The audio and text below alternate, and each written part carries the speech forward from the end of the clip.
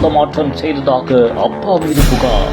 இந்திய உலகக்கோப்பை அணியில் இருந்து கடைசி நேரத்தில் நீக்கம். சொந்த மண்ணின் கிரிக்கெட் கிளப் மெம்பர்ஷிப்பும் பறிப்பு. தன் மீது எழுந்த விமர்சனத்துக்கு மைதானத்திலேயே பதிலடி கொடுத்த சிங்க மகள்.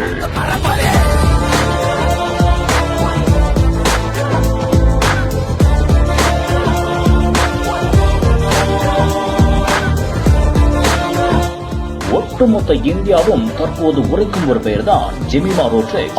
ஐசிசி மகளிர் கிரிக்கெட் உலகக்கோப்பை அரையிறுதிப் போட்டியில் ஆஸ்திரேலிய அணியை வீழ்த்துவதற்கு ஜெமிமா முக்கிய பங்காற்றியுள்ளார். 127 ரன்கள் எடுத்து ஆஸ்திரேலியாவை வீழ்த்த முக்கிய பங்காற்றிய இவர் இந்தியாவை இறுதிப் போட்டிக்கும் அழைத்துச் சென்றுள்ளார். மேலும் இந்திய மகளிர் அணி சேசிங் செய்த மிகப்பெரிய இலக்கு என்ற சாதனைக்கும் சொந்தக்காரர் ஆக்கியுள்ளார் ஜெமிமா. இந்திய அணி வெற்றி பெற்ற பின் இவர் கண்ணீரோடு இயேசு கிறிஸ்துவுக்கு என் நன்றி என்றும் என் அப்பா பயிற்சியாளருக்கும் நன்றி என்றும் கூறியிருந்தார்.